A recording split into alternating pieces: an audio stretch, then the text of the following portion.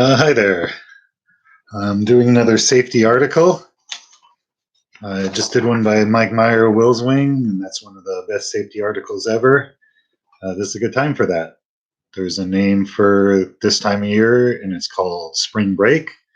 And that's not referring to the college students going to Florida and such places. It's actually about hang glider pilots being out of practice and being overeager and the problems that happen in the springtime. It's corollary is hang 3 syndrome. So combination of those two things can really create problems. And so I'm going to read this: when to bag it, when to not fly, when to walk away from a flying day. We talked a little bit about that in the Mike Meyer article about decision making. And just because everyone else flew doesn't mean it was the right decision. And maybe you made the right decision by not flying. So, by the way, one more little thing. Thank you, YouTube, for fixing whatever problem you had so I can live stream again. Now, if anyone watching this can tell everyone else to subscribe so I can get 1,000 subscribers, I can live stream easily on my mobile phone, but it's probably going to be a while. So here we go with When to Bag It, Walk Away from a Flying Day by Roger Hoyt. You got to know when to hold them and know when to fold them, know when to walk away and know when to run. Everyone knows that. So began Kenny Rogers' familiar country hit some years ago. In this instance, the subject was gambling, specifically the wily stratagems of poker. The moral of the song, however, is applicable to the lofty realms of hang gliding as well. There will be times in your hang gliding epoch when you will be tempted to fly when possibly you shouldn't. Perhaps you drove 300 miles to get to that site. Perhaps it's your first opportunity to soar. Maybe your glider is already set up, begging you to launch. Maybe that obnoxious hang 3 is flapping his arms at you and making clucking noises. Possibly other more experienced pilots are disappearing into the wild blue yonder of XC ecstasy. Regardless of the allure, there will be occasions when you gotta know when to fold them. Fold up your wings, that is. Put your glider in its bag and go home. This article will address some specific situations when you should consider resisting the enticement to launch. When USHGA rating requirements abstractly mention judgment and maturity, these are some of the decisions to which they refer. They may be the cards which you'll be dealt on a particular day. Will they be worth betting your life on? Health. Judgment is inevitably impaired by any sort of illness, regardless of how apparently minor. Even the common cold is typically accompanied by a fever that can distort your perception of time and space to the point where you are practically delirious. Medication only compounds the problem. We've all seen those commercials for cold remedies where the sufferer, previously bedridden and miserable, is transformed into a veritable MC Hammer of energy and vigor. In the real world, however, you can't touch this. That's why cold medicine labels contain the warning, may cause drowsiness. Do not drive an automobile or operate heavy machinery. While not specifically mentioning hang gliding, the implication is obvious.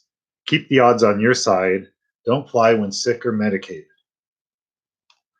Although a self-induced form of illness, a hangover also qualifies as health-related flight prohibition.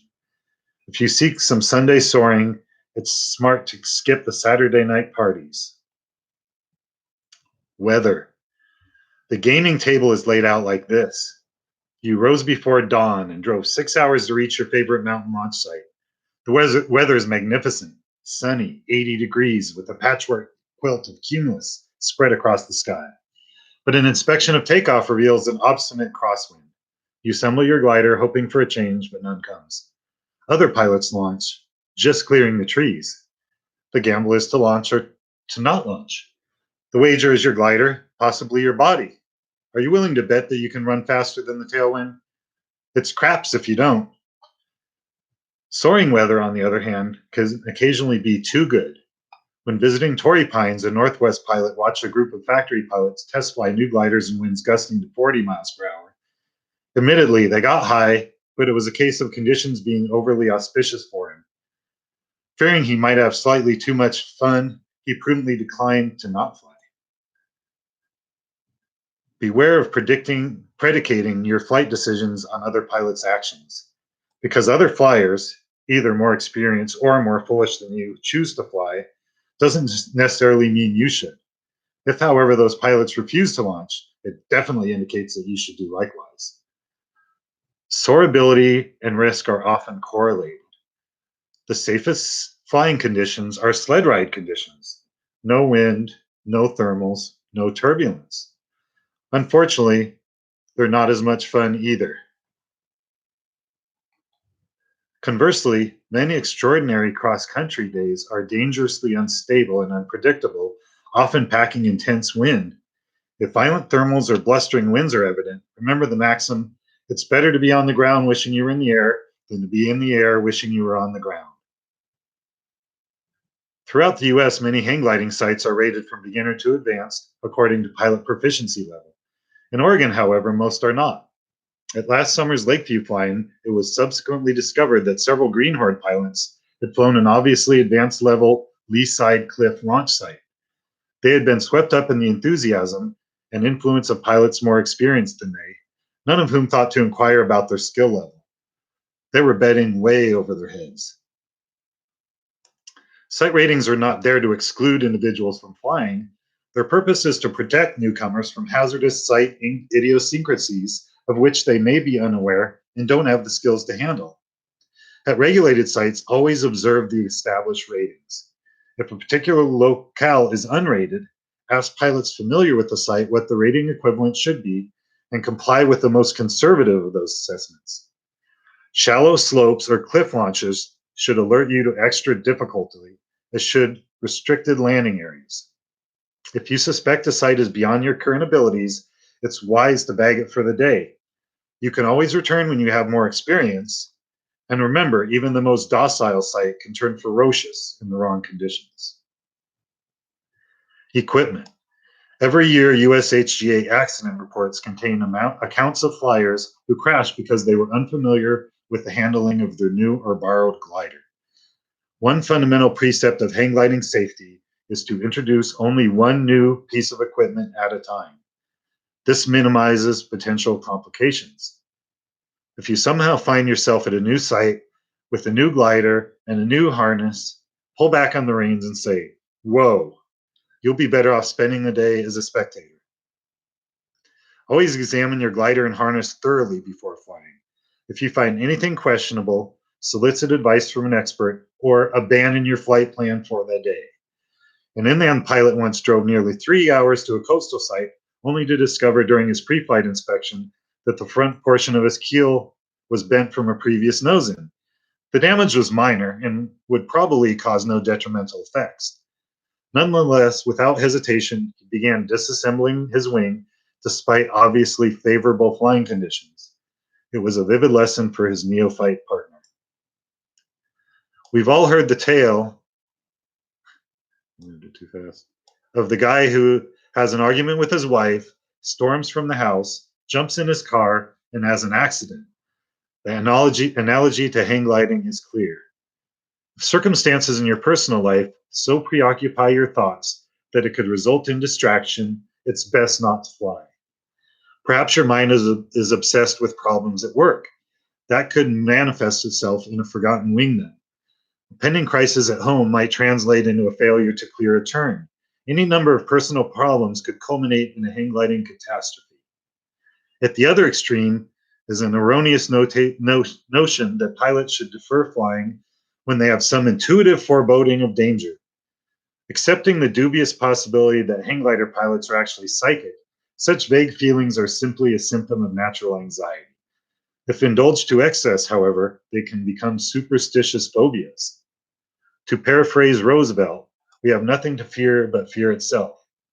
Fear becomes an entity that triggers self-fulfillment.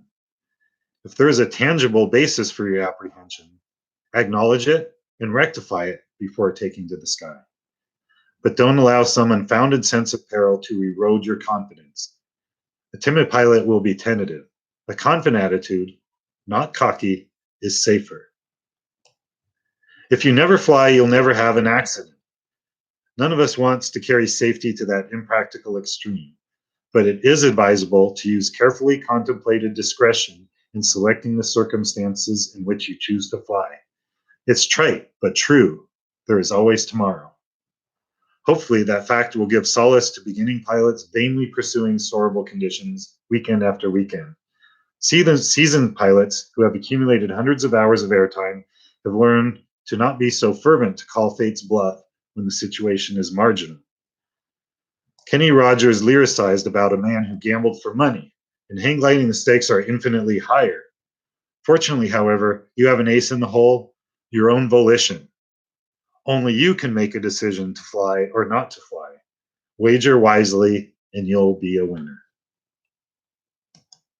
Okay, that was pretty good. I wanted to add one of my things that I say, which is if you make 3 dumb mistakes in the morning, that means you don't fly. Or on your way to flying, on the way to setting up, you start counting them, because assessing yourself mentally is one of the hardest things of all. Because when you're not up in a high percentage mentally, your assessment isn't very well. So you have to build in these very clear definitions of when am I not mentally ready to fly. Anyway, thanks everyone. Bye.